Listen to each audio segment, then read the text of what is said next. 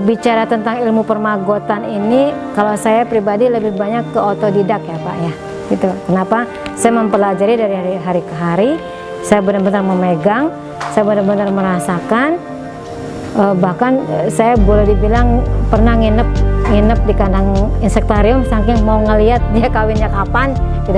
Benar-benar saya mempelajari benar karakteristikus dari maggot itu sendiri. Assalamualaikum warahmatullahi wabarakatuh. Dengan saya Bu Sulistiawati. Kebetulan saya salah satu pegiat maggot, penggerak juga untuk mengentaskan sampah-sampah lingkungan.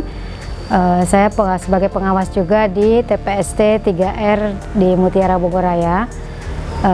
Usaha saya mulai awal dari sana. Kebetulan yang di sana itu adalah TPST 3R itu tempat pembuangan sampah terpadu, di mana di sana saya berusaha untuk awalnya mengentaskan sampah organik. Sampah organik ini kan cukup banyak, sekitar 300 sampai 400 kilo per hari untuk sampah organik. Awalnya memang sudah ada binaan dari DLH untuk dikomposting cara penanganannya. Cuman karena keterbatasan lokasi, ruang untuk mengkomposting itu tadi, karena begitu banyaknya sampah yang tertumpuk setiap hari, akhirnya saya harus mencari solusi bagaimana supaya sampah organik ini tertangani dan tidak menimbulkan masalah gitu. Akhirnya saya adukan ke masalah ini ke DLH, akhirnya dijembatani oleh DLH dengan mengadakan pelatihan budidaya maggot untuk sampah organik. Gitu. Disitulah kita belajar. Akhirnya saya adalah orang yang pertama dari 26 TPST 3R di Bogor ini yang mengembangkan maggot untuk biokonversi atau mengentaskan sampah organik. Nah, alhamdulillah dari dari budidaya maggot ini saya coba aplikasikan ke sampah organik dan hasilnya luar biasa, bisa mengentaskan sampah organik sampai tuntas.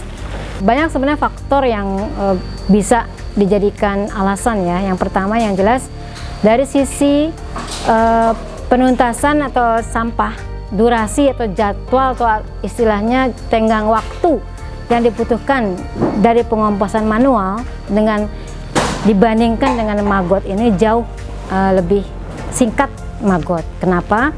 Kalau untuk manual itu kita butuh waktu 2 bulan untuk menjadi kompos. Kalaupun kita tambahkan dengan E4 atau molase untuk mempercepat pembusukan, itu paling 1,5 bulan baru kita bisa jadi kompos. Tapi dengan biokonversi maggot, itu cuma butuh waktu 15 hari. Sudah bisa menjadi kompos dan organik juga sudah selesai, tertangani. Jadi dari sisi waktu.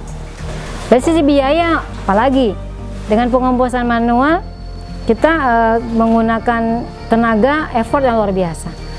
Menggaji karyawan juga cukup tenaga kerja luar biasa. Tapi dengan maggot kita boleh dibilang hasilnya lebih mahal, maggot itu sendiri dibandingkan kompos. Kemudian tenaga juga tidak begitu berat ketimbang di pengomposan manual. Awalnya saya nggak tahu kalau maggot itu begitu bernilai ya. Awalnya nggak tahu. Yang saya tahu hanya yang penting sampah organik selesai. Itu awalnya itu. Tapi ternyata yang punya dunia ini Allah membimbing saya, menggiring saya untuk tahu dan dikasih tahu lewat beberapa orang, kita sebut saja dari Dinas Perikanan, dari Dinas Pertanian, yang menginfokan ke saya, memberikan info bahwasanya apa yang saya hasilkan, maggot itu tadi, sangat bermanfaat buat peternakan seperti unggas, ayam, bahkan ke perikanan seperti lele.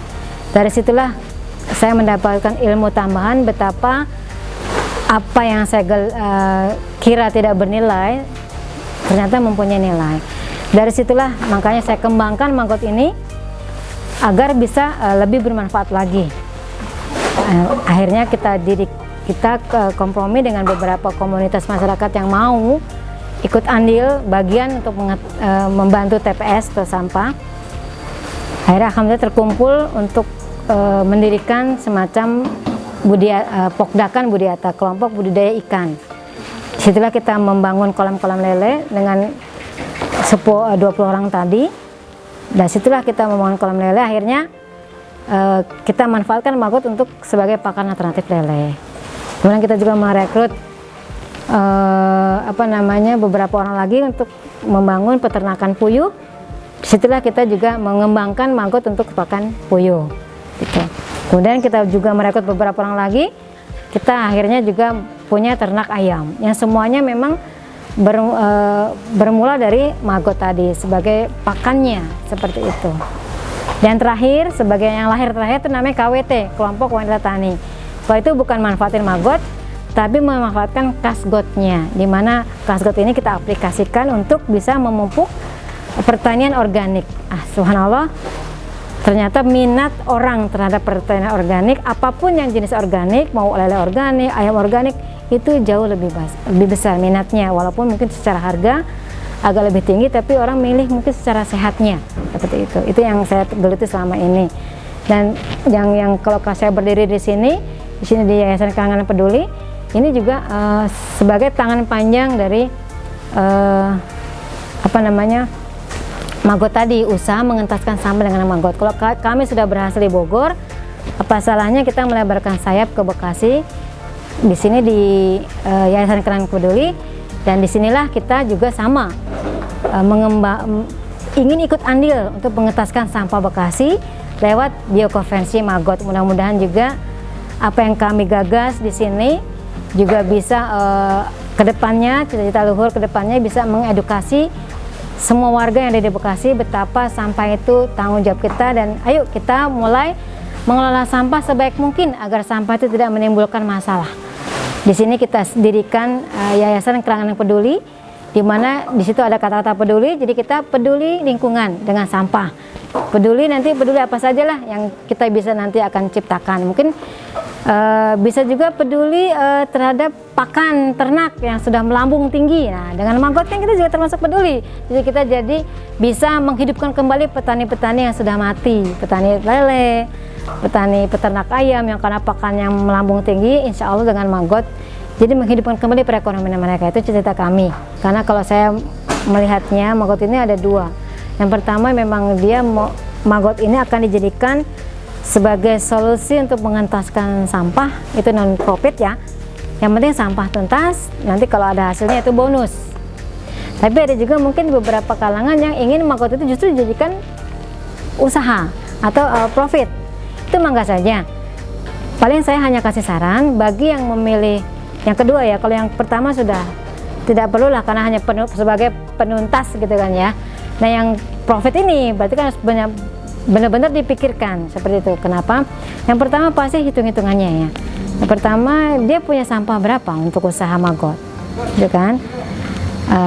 Karena sebenarnya bisa dihitung. Nanti usaha sampah maggot sekian gram akan menghasilkan berapa kilo, terus butuh pakannya berapa, itu akan bisa dihitung. Nanti jadi kalau saran saya sebelum usaha budidaya maggot, karena terkait banget maggot ini dengan pakan, hendaknya kita hitung dulu pakannya yang ada berapa yang kita punya. Semuanya penting, sampahnya penting, tempat juga penting. Tapi tempat sebenarnya bisa menyesuaikan. Seberapa besar Bapak punya ketersediaan pakan untuk maggot itu tadi. Tempat. Yang terpenting lagi adalah ilmunya. Ilmu tentang budidaya maggot itu sendiri.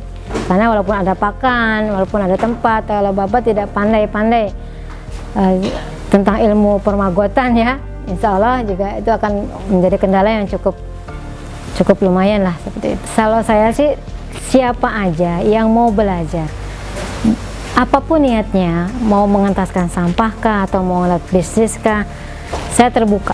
Silahkan belajar ke sini, ke tempat kami. Insya Allah sekemampuan saya, sepunya ilmu saya akan saya beri seperti itu. Jadi nggak usah khawatir, saya tidak menutupi ilmu yang saya punya gitu kan. Saya mampunya, tapi kan maggot ini kan bicara tentang ilmu permagotan ini, kalau saya pribadi lebih banyak ke otodidak ya Pak ya, gitu. Kenapa? Saya mempelajari dari hari ke hari, saya benar-benar memegang, saya benar-benar merasakan, bahkan saya boleh dibilang pernah nginep di kandang insektarium saking mau ngelihat dia kawinnya kapan gitu. Benar-benar saya mempelajari bener karakteritis dari maggot itu sendiri. Jadi kalau ilmu maggot itu saya yakin pasti beda-beda, tergantung banyak yang banyak yang mempengaruhi. Kalau kata orang bilang, maggot itu 10 hari panen, bisa. 7 hari panen, bisa. 12 hari panen, bisa juga. Jadi tidak ada standarisasi khusus. Maggot itu sekian panen, sekian hari, enggak. Tergantung pakan, balik lagi. Tergantung pakan, pemberian pakan.